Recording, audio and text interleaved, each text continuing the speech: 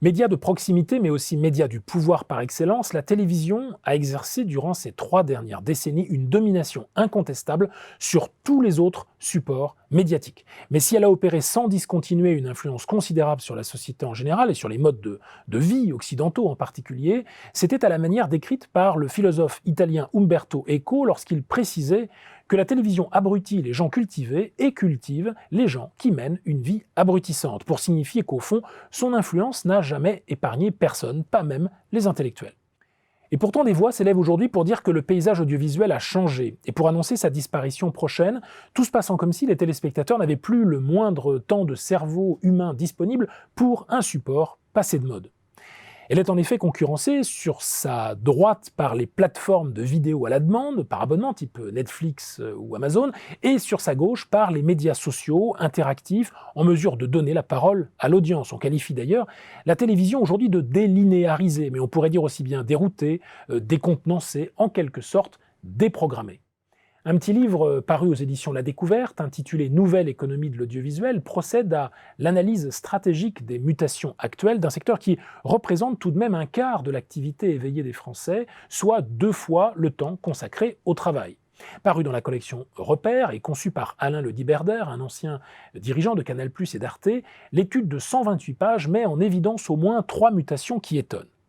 Premier point, non, la télévision n'est pas morte. Certes, la catch-up TV et l'utilisation des plateformes représenteront bientôt la moitié de l'audience, mais cela veut dire aussi que la télévision en direct continue d'être largement majoritaire. Au fond, comme le note l'auteur, les grands événements de notre vie sociale, tels les soirées électorales, les couronnements, les retours triomphants d'équipes victorieuses, ne sont grands que parce qu'ils passent sur une chaîne en clair.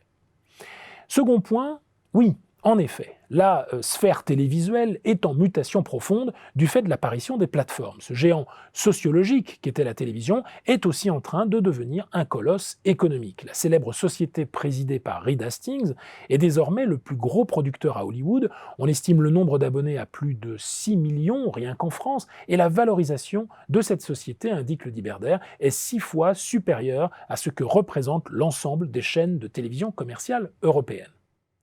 Mais il faut dire dans le même temps qu'il s'agit aussi d'un colosse au pied d'argile, car cette progression s'accompagne d'une augmentation phénoménale de son budget marketing pour maintenir le stock d'abonnés, tandis que dans le même temps apparaissent des concurrents comme Disney+, qui disposent d'ores et déjà d'un catalogue de films important. Troisième point, sans doute le plus étonnant. On apprend, page 118, que les principaux géants du numérique dont Netflix, aussi bien que les grands acteurs traditionnels comme Warner, sont en fait détenus par des fonds de pension tels BlackRock, Vanguard, State Street ou Fidelity. C'est moins donc entre les mains des entrepreneurs de la Silicon Valley que se trouve le futur du secteur, indique l'auteur, que dans celle des conseils d'administration précités. De fait, ce mode de production, d'une esthétique moyenne, d'audace moyenne, d'intelligence moyenne et de bêtise moyenne, qu'est la télévision, pour reprendre ici la remarque d'Edgar Morin, n'a pas fini de nous surprendre. Mais il faut noter que les évolutions du paysage audiovisuel mondial posent également des questions de souveraineté nationale en matière de création d'œuvres audiovisuelles. Les acteurs traditionnels seront-ils toujours en mesure de financer des projets ambitieux, mettant en valeur le patrimoine culturel européen ? Côté français, l'initiative du lancement de Salto par France Télévisions, TF1 et M6 est-il à la hauteur des enjeux ? Les plateformes américaines qui parlent toutes les langues n'ont avec les États, selon la belle expression du livre, qu'un rapport de politesse, au point que ces fonds de pension sont en passe de réaliser ce que le plan Marshall au sortir de la guerre avait voulu éviter, un espace audiovisuel mondial américanisé, du haut en bas de la filière, d'Hollywood à nos salons. À quand donc le réveil de la finance européenne pour soutenir enfin un domaine créatif où ce ne sont pas les talents qui manquent, mais plutôt les moyens matériels de faire de l'ombre à l'écrasante domination capitalistique de l'oncle Sam ?